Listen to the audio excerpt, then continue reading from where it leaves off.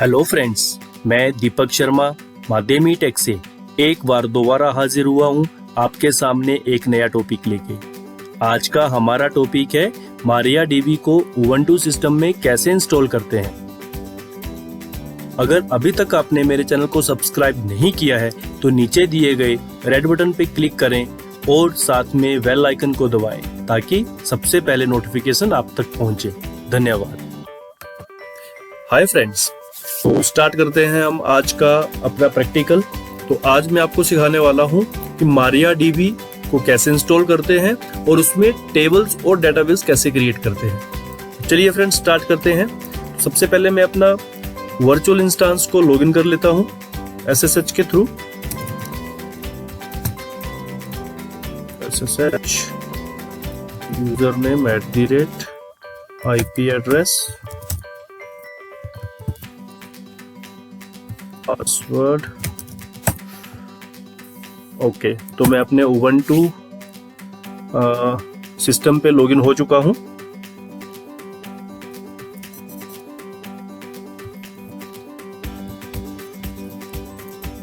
आपको मैं अपना OS का वर्जन दिखा देता हूं, बता देता हूं कौन सा है, किस OS वर्जन पे मैं काम कर रहा हूं। तो वो है कैट ETC OS रिलीज। तो मैं अभी कर रहा हूँ 18.04 बाइकॉनिक व्यूवर में, उबंटू का वर्जन है। ओके, तो सबसे पहले मैं आपको मारियाडीबी कैसे इंस्टॉल करते हैं। तो हमें मारियाडीबी का पैकेज इंस्टॉल करना पड़ेगा जिसका नाम आप मारियाडीबी सर्वर मारियाडीबी-सर्वर जिसका पैकेज का नाम है, और साथ में इसकी जो डिपेंडेंसी है वो ऑटोमेटिकली इंस्टॉल हो जाती है। मारियाडीबी का जो पोर्ट यानी MySQL या मारियाडीबी का जो पोर्ट नंबर है वो है 3306। ये 3306 पोर्ट नंबर पे काम करता है। तो चलिए सबसे पहले हम करते हैं इंस्टॉल। इसकी कमांड रहेगी apt get install mariadb-server y। तो ये आपको पैकेज की डिटेल दिखाएगा कि कौन कौन से पैकेज ये इंस्टॉल कर रहा है, जिसमें मारियाडीबी क्लाइंट 10.03 है और मारिया सर्वर 10.03। आप ये देख सकते हैं मारिया सर्वर। तो हमने अभी जो काम करना है वो है 10.3 मारिया सर्वर पे। तो अभी ये इंस्टॉल हो रहा है। एक्चुअली में ये आपकी इंटरनेट की स्पीड के ऊपर वेरी करेगा, तो आपको थोड़ा सा वेट करना पड़ेगा।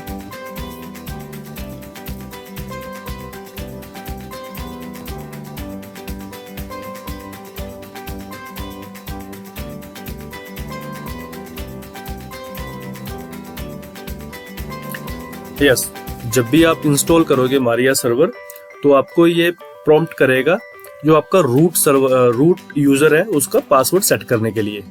तो मैं सिंपल माध्यमी रख देता हूं पासवर्ड। रिपीट करना है, जो पासवर्ड आपने सेट किया था उसी को ही रिपीट करना है, माध्यमी। Okay, done.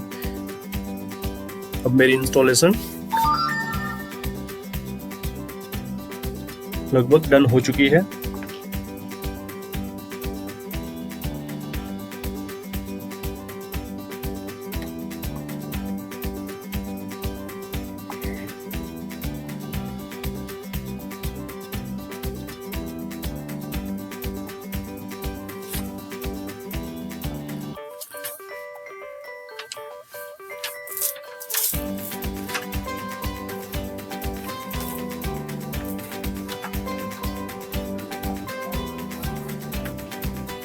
तो मेरा मारियाडीबी इंस्टॉल हो चुका है। तो आप मारियाडीबी का पैकेज को रीस्टार्ट कर लेंगे। इसके लिए कमांड है सर्विस मारियाडीबी और रीस्टार्ट, और इसके साथ में इसको हम एनेबल भी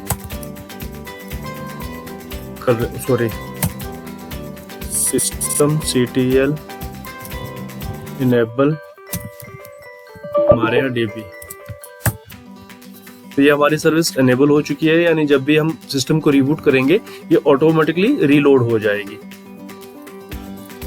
ओके, तो फ्रेंड्स, जब भी हम कोई MySQL का या MariaDB का डेटाबेस इंस्टॉल करते हैं, सर्विस इंस्टॉल करते हैं, तो सबसे पहले जो हमारा कंपल्सरी स्टेप है वो है इसकी सिक्योरिटी। तो अगर पुराना वर्जन आप इंस्टॉल कर रहे हैं तो आपको जो अभी मैं एक स्टेप दिखा रहा हूं, यानी MySQL को सिक्योर इंस्टॉलेशन करने के लिए वो आपने जरूरी करना है। तो उसके लिए जो मतलब आपका जब भी आप इंस्टॉल करोगे तो उसका पहला स्टेप आपका यही होना चाहिए, जिसकी कमांड है MySQL secure installation. Enter press करेंगे तो अगर अभी तक आपने रूट का पासवर्ड सेट नहीं किया है सॉरी, तो आप यहाँ पे डायरेक्ट एंटर करेंगे। बट जैसा कि हमने इंस्टॉलेशन के टाइम में ही रूट यूजर का पासवर्ड सेट कर दिया था, तो हमको वो एंटर करना है। वो मैंने पासवर्ड रखा था मादे में, एंटर करेंगे। उसके बाद ये पूछेगा कि चेंज द रूट पासवर्ड, आपको अभी भी चेंज करना है या नहीं करना है। कई बार क्या होता है कि हम अपने सिस्टम्स, जितने भी हम सिस्टम्स बनाते हैं तो उनकी कॉपी कर लेते हैं, मतलब उनका स्नैपशॉट रख लेते हैं। तो उस टाइम पे हम क्या करते हैं, एक जेनेरिक पासवर्ड रख लेते हैं 1 2 3 4 5 6। तो जब भी हम नेक्स्ट टाइम उस सिस्टम से हम इंस्टेंस क्रिएट करते हैं तो उस टाइम पे क्या होता है कि हम अपना एक नया पासवर्ड क्रिएट करते हैं। बट इस टाइम पे मैं आपको सिर्फ दिखा रहा हूँ कि हमने ऑलरेडी सेट कर रखा है। तो अगर आपको पासवर्ड रीसेट करना है तो आप यहाँ से कर सकते हैं। ओके, तो उसके लिए अगर Y प्रेस करोगे तो ये पासवर्ड चेंज करने के लिए आपको प्रॉम्प्ट करेगा। अगर एंड नो करोगे तो ये बाईपास करके नेक्स्ट स्टेप पे आ जाएगा। हम नो करते हैं, स्किप कर दिया। उसके बाद ये पूछ रहा है कि रिमूव एनोनिमस यूजर्स। तो मतलब कि जो इसमें टेस्ट यूजर्स जो हैं उनको रिमूव करना है या नहीं करना है। मतलब आप बिना यूजर नेम डाले आप एंट्री नहीं, मतलब इसमें एंटर नहीं हो पाओगे। तो उस यूजर जो एनोनिमस यूजर है उसको हम रिमूव कर देंगे। उसके लिए यस टाइप करना है, सक्सेस। उसके लिए रूट लॉगिन रिमोटली, उसको डिसेबल करना है, डिसअलाउ करना है कि रूट यूजर जो है वो रिमोटली लॉगिन ना हो सके। हम क्या करते हैं, कोई भी डेटाबेस क्रिएट करते हैं तो उसके लिए एक अलग से उसके लिए अलग से एक यूजर क्रिएट करते हैं। कभी भी रूट से लॉगिन नहीं करना है, ठीक है। ये तो जब हम सेटअप कर रहे हैं इसलिए हम रूट लॉगिन से करेंगे। अदरवाइज हमें जिस डेटाबेस के लिए काम करना है उसी डेटाबेस का एक यूजर क्रिएट करेंगे और उसी से ही हम काम करेंगे। तो ये है कि रिमोट लॉगिन नहीं करनी है रूट यूजर से, उसको हम डिसअलाउ करेंगे। और ये आपको वाई ही करना है, मतलब लाइव जब आप काम करोगे उसमें उस टाइम पे भी आपको यही सारे step as it is implement करने हैं। इसके बाद क्या है कि remove test database and access to it, मतलब जो इसका टेस्ट डेटाबेस जो क्रिएट करता है उसको डिलीट भी करना है और इसका जो एक्सेस करते हैं उस एक्सेस को भी हटाना है। उसके लिए वाई एक लास्ट एंट्री है इसमें, reload privilege table now, tables now, मतलब जो इसके जो नेसेसरी टेबल्स हैं उनको दोबारा रीलोड कर लेगा। ये सारी जो हमने ऊपर कमांड्स वाई करी हैं उनको एक बार ये रीलोड कर लेगा और ये आपका डन हो चुका है। मतलब आपका MariaDB जो है अभी आपके वर्किंग के लिए रेडी है। तो इसको लॉगिन करने के लिए, इसको लॉगिन कैसे करना है, इसको लॉगिन करने के लिए हमारे पास कमांड है MySQL, ठीक है। अब अगर MySQL से मैं करूंगा तो ये हमारे पास मतलब कि हमने इसका एक्सेस एनोनिमस यूजर को हमने डिलीट कर दिया। अदरवाइज अगर मैं रूट का यूजर नहीं डालता, एक्सेस नहीं करता और डायरेक्ट MySQL कर लेता तब भी मैं एंटर हो जाता था पहले। बट अभी हमने उस यूजर को हटा दिया, यानी सिक्योरिटी लगा रखी है। तो इसको एंटर करने के लिए, इसके अंदर हमें एंटर करने के लिए जो कमांड रहेगी वो रहेगी mysql -u means root user, -u means user. तो यूजर कौन सा है हमारा? अभी root. -p means password. Enter click करेंगे तो ये आपको पासवर्ड के लिए प्रॉम्प्ट करेगा। पासवर्ड जो हमने सेट किया है रूट के लिए वो एंटर करेंगे मादेमी। तो ये मैं अपने डेटाबेस पे, MySQL डेटाबेस पे मैं एंटर हो चुका हूं। अभी अगर आप देखोगे शो डेटा बेसिस, अभी तक मेरे पास जो इसके मतलब MySQL के MariaDB के जो नेसेसरी यानी जो 3 डेटाबेस रहेंगे वो इसमें ऑलरेडी है। Information schema, MySQL, performance schema.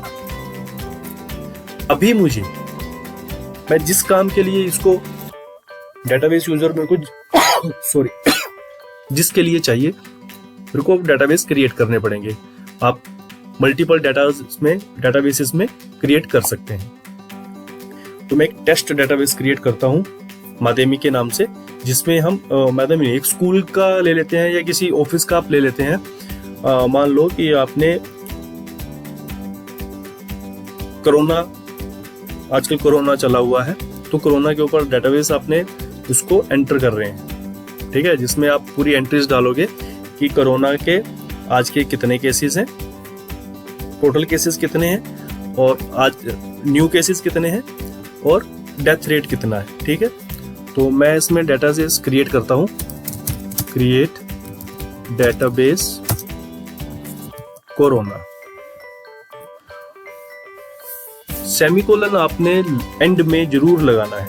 अगर आप सेमीकोलन नहीं लगाओगे तो ये एरर आपको शो करेगा। तो जैसे ही आप एंटर करोगे तो ये आपको मैसेज आएगा क्वेरी ओके 1 रो अफेक्टेड, यानी एक रो जो है वो अफेक्टेड हुई है। अगर आपको अभी ये डेटाबेस चेक करना है तो कैसे करना है, मैंने आपको कमांड अभी दिखाई थी, ये है show database. Show database show databases enter click करेंगे तो ये आप देखेंगे कि आपको ये कोरोना का एक डेटाबेस आपको दिख गया है। अब इसमें क्या होगा, अगर आप डेटाबेस की कमांड्स लेके चलोगे तो कितनी कमांड्स होती हैं। तो डेटाबेस में क्या होता है कि डेटाबेस क्रिएट, यूज और ड्रॉप, यानी ड्रॉप बोले तो डिलीट करने के लिए, यूज बोले तो उसको उसके अंदर हमने यूज करने के लिए,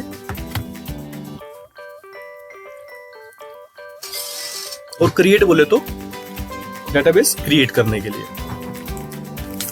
अभी हमने क्रिएट कमांड तो देख ली, अभी देख लेते हैं यूज कमांड। तो यूज कमांड क्या है कि हमें को अब ये 4 डेटाबेस मेरे को दिख रहे हैं, corona, information schema, MySQL, performance schema. तो मेरे को कोरोना का फोल्डर कोरोना के डेटाबेस में एंटर करना है, मेरे यूज करना है। तो उसके लिए हमें कमांड चलानी है यूज कोरोना,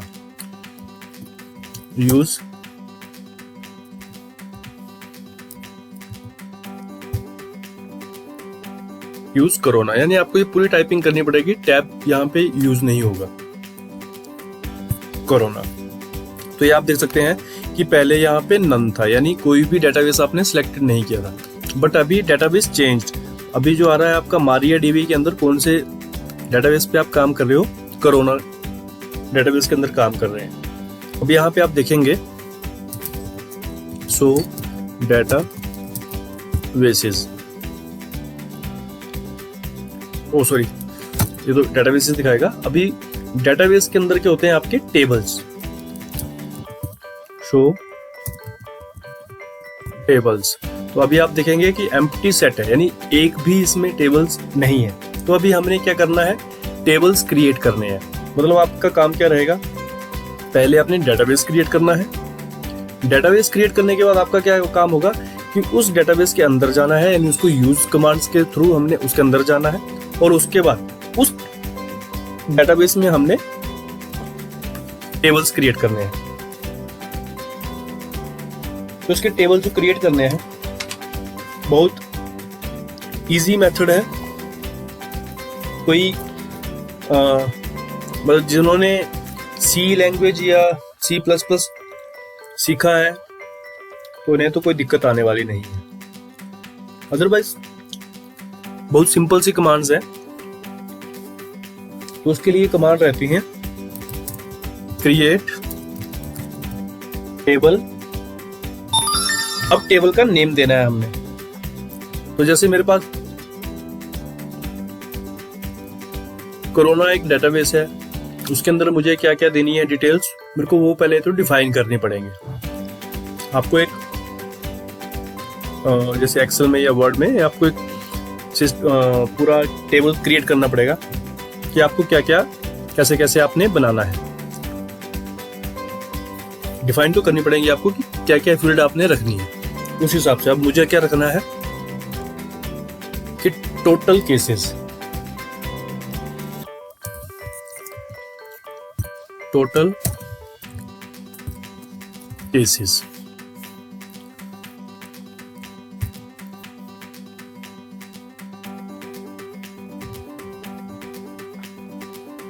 ये मेरी फील्ड रहेगी।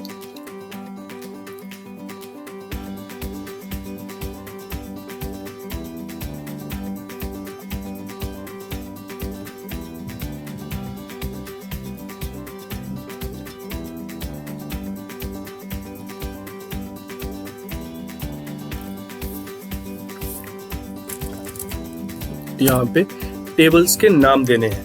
पहले सॉरी मैंने गलती कर दी थी।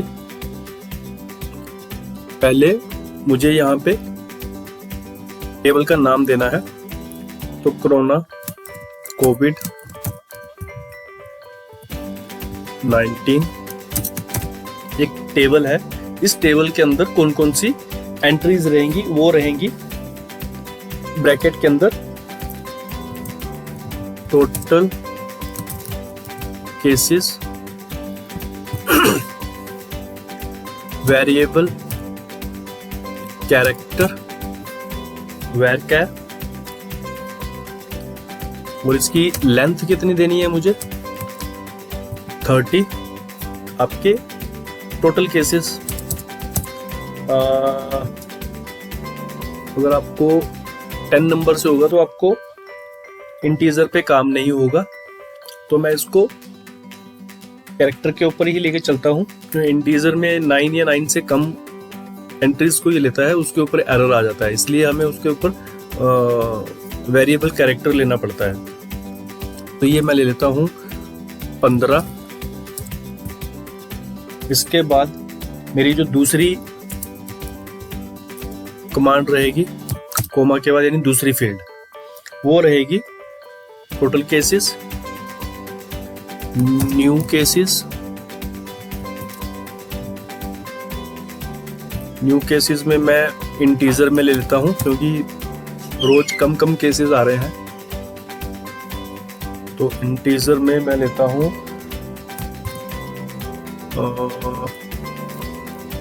7 ले लेता हूं वैल्यू 7 एंड 7 कैरेक्टर, 7 कैरेक्टर नल। इसके बाद जो मेरी नई फील्ड रहेगी, दूसरी फील्ड रहेगी, वो रहेगी यानी पहली आ गई टोटल केसेस, दूसरी न्यू केसेस, तीसरा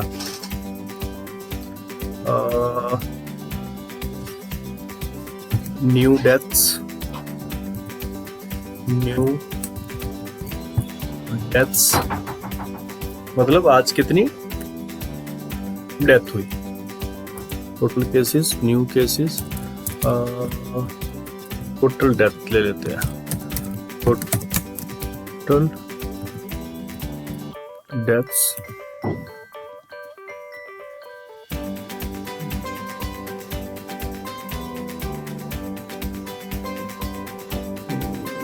नहीं, टोटल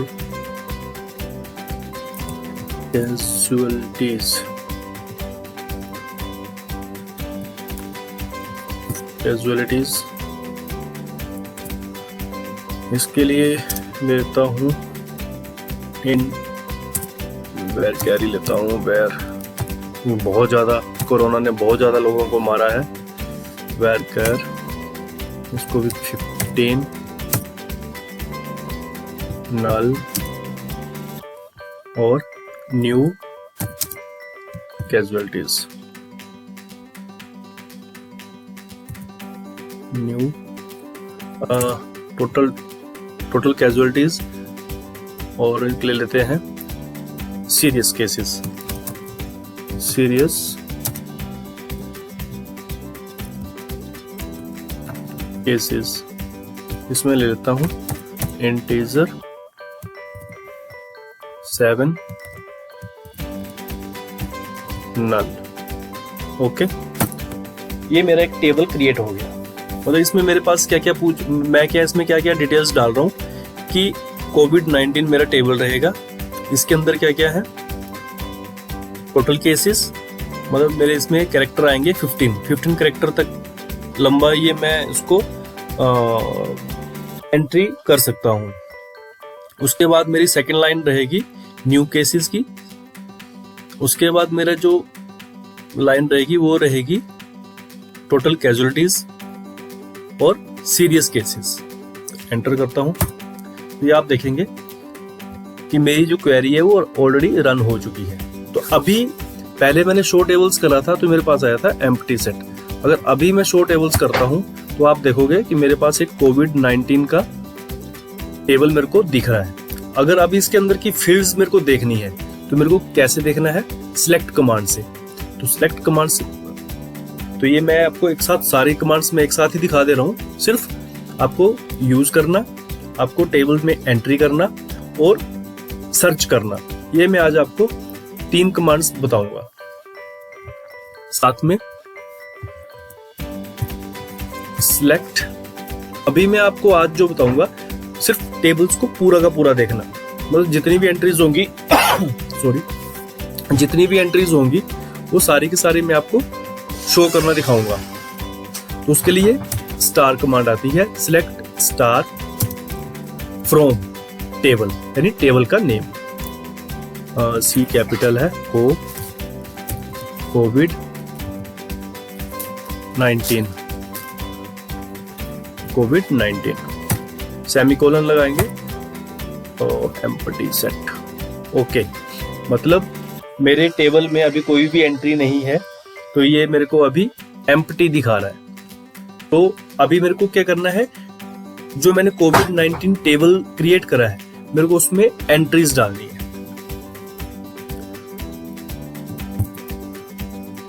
सॉरी, जो हमने एक्चुअल में जो टेबल क्रिएट करा है इसमें ना डेट नहीं डाली है। तो एक काम करता हूं, जो टेबल क्रिएट करा था उसको रिमूव करके एक नया टेबल, उसी नाम से एक नया टेबल में क्रिएट करता हूं जिसमें हम डेट डालेंगे, क्योंकि डेट वाइज डाटा दिखाएंगे। तो ड्रॉप, ये डिलीट करने के लिए कमांड है ड्रॉप टेबल कोविड-19। अभी आप देखोगे मेरा जो टेबल था वो डिलीट हो चुका है। एक नया टेबल आप क्रिएट करते हैं जिसमें सबसे पहले मैं डेट डालता हूं। डेट वेर कैरेक्टर 3 6 4 10, इसमें 10 कैरेक्टर आते हैं। सॉरी, यस 10 नल। ओके, तो ये मेरा एक टेबल क्रिएट हो गया है कोविड-19। अभी मेरे को इसके अंदर डाटा कैसे एंटर करना है, कैसे पुट करना है, तो उसके लिए क्या कमांड है, उसके लिए कमांड है इंसर्ट। मतलब पहले मैंने क्या किया, डेटाबेस क्रिएट करा, उसके बाद उस डाटा के अंदर गया, यानी यूज कमांड मैंने यूज करी। उसके बाद मैंने क्या करा, टेबल क्रिएट करा। यानी किसी भी डेटाबेस के अंदर आप टेबल्स क्रिएट करेंगे तो आप मल्टीपल टेबल्स क्रिएट कर सकते हैं जिस हिसाब से आपकी रिक्वायरमेंट है डाटा की। उसके बाद क्या करना है मैंने कि डाटा क्रिएट करना है, उसके अंदर डाटा एंटर करना है। तो उसके लिए जो कमांड है वो है इंसर्ट कमांड। तो इंसर्ट, अब किस में इंसर्ट करना है मुझे, कौन से डेटाबेस में इंसर्ट, टेबल में इंसर्ट करना है आपको उसकी भी पता होना चाहिए कि आप कौन सा डाटा कौन से टेबल पे यूज कर रहे हो। तो इंसर्ट इनटू, मेरे जो टेबल का नाम था वो था कोविड-19, उसके बाद ब्रैकेट में जो फील्ड आपने क्रिएट करी थी, आपने सबसे पहले फील्ड क्रिएट करी थी डेट, उसके बाद आपने फील्ड क्रिएट करी थी टोटल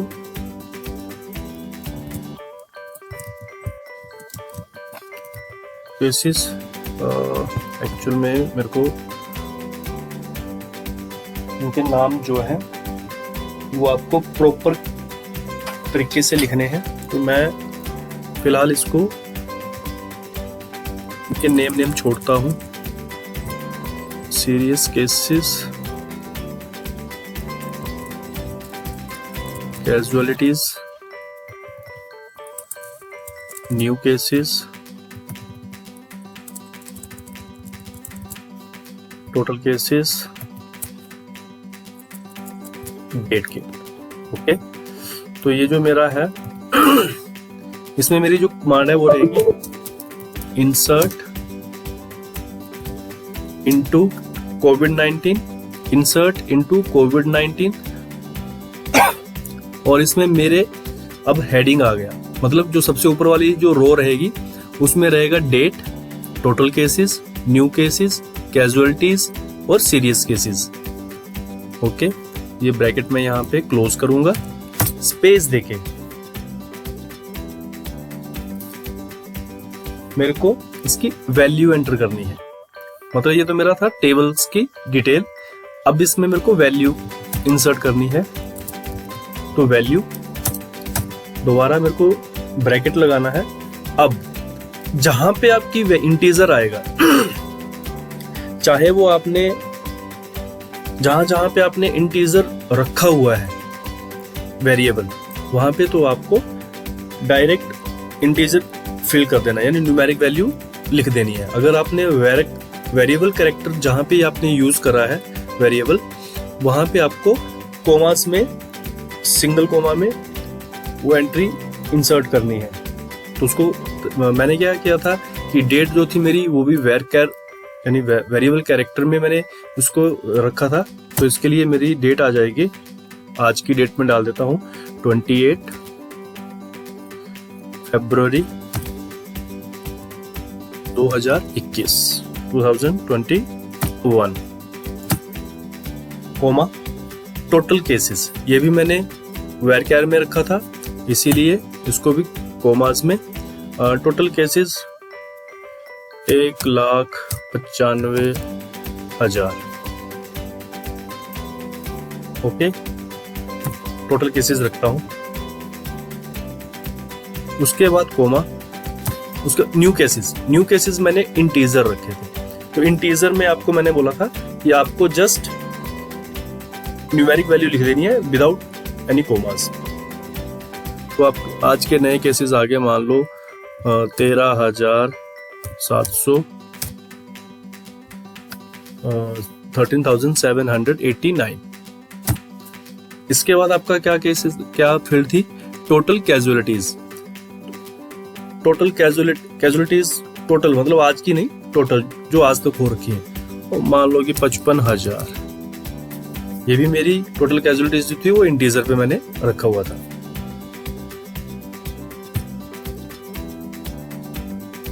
इसके बाद आ जाओ आप, टोटल कैजुअलिटी भी मैंने शायद वेर कैर में रखा था, और इसको कोमास में रखना पड़ेगा कि मैं इसको वेरिएबल कैरेक्टर असाइन किया था, वेरिएबल। साथ में आ गया अब सीरियस केसेस, और मेरे पास अभी सीरियस केसेस है मान लो 125। तो ब्रैकेट सेमीकोलन। तो आप ये देखेंगे कि मेरी जो क्वेरी है ये ऑल रन हो चुकी है। अब इसको देखना है मुझे, तो उसके लिए मैंने आपको कमांड बताई थी, सिलेक्ट स्टार फ्रॉम कोविड-19। हाँ फ्रेंड्स, तो ये मैं आपको बता भी रहा था कि मेरे को सेमीकोलन हर लाइन के एंड में लगाना है। अगर सेमीकोलन आप नहीं लगाओगे तो आपको ऐसा एरर दिखेगा, बट ये एरर नहीं है, घबराने की जरूरत नहीं है। आपको यहाँ पे सेमीकोलन लगा देना है और एंटर कर देना है। तो आप ये देखोगे कि आपके पास पूरी डिटेल आ चुकी है कि आपके 28/2/2021 को 1,95,000 केसेस थे, जिसमें कि नए केसेस आए थे। टोटल डेथ्स कितनी हुई थी? 55,000। और सीरियस केस कितने थे? इसी प्रकार अगर आपको नेक्स्ट डे का डाटा इंसर्ट करना है तो आप यहाँ पे कर सकते हैं 0, 1, 3। मान लो कि अगर आपकी, मैं अभी एक्यूरेट नहीं डालूंगा, तो वो आप देख लीजिएगा, जब भी आप डालोगे तो आप सही डाटा डालोगे। मैं जस्ट ऐसे ही इसको ज़्यादा दिखा देता हूँ फिलहाल। और न्यू केसेस में आ गए 80,000 और टोटल कैजुअलिटी मेरी बढ़कर हो गई 57,000 और ये मेरे कम हो गए, मान लो 90 सीरियस केसेस आ गए। एंटर। ये मेरे डाटा एंटर हो चुका है। अब मेरे को ये दोबारा से देखना है, select star from covid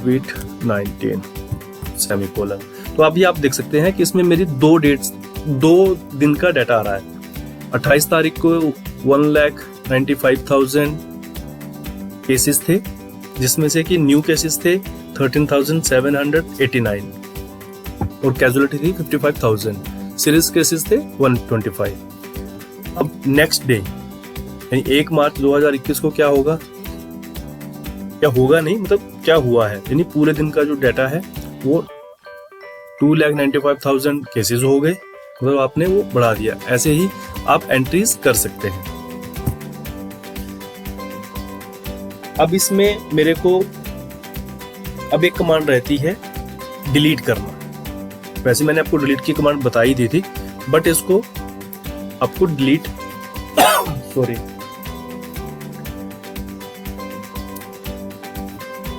database को या टेबल को कैसे डिलीट करते हैं। अभी आपको जो मैंने दिखाया था वो था डेटाबेस क्रिएट करना, डाटा के अंदर इंसर्ट होना, यानी आपके अंदर डेटाबेस के अंदर जाना, टेबल्स क्रिएट करना और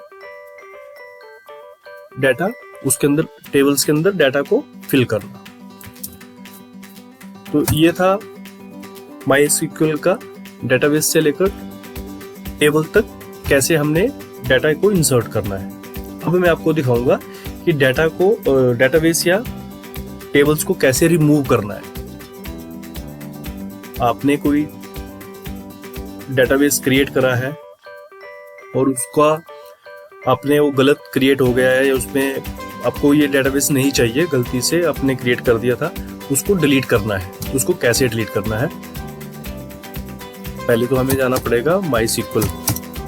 अब एक बार मैं आपको दोबारा पूरा स्टेप्स दिखा देता हूं।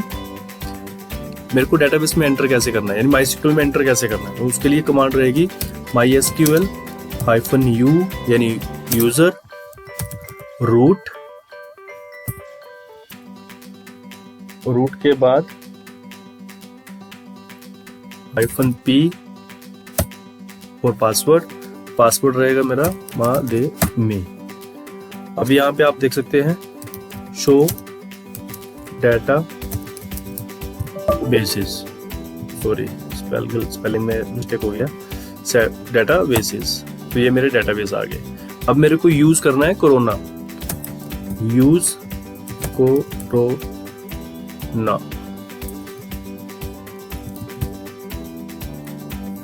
मैं कोरोना के अंदर आ चुका हूं। शो टेबल्स, ये मेरे टेबल्स हैं। अब मेरे को ये टेबल्स को डिलीट करना है। तो टेबल को डिलीट कैसे करना है, ड्रॉप, सॉरी डी कैपिटल नहीं आएगा, ड्रॉप टेबल यहाँ पे टेबल्स नहीं आएगा, ओनली टेबल, यानी आपने किसी एक टेबल को डिलीट करना है। टेबल कोविड-19 एंटर करेंगे तो आपका जो टेबल था वो डिलीट हो चुका है।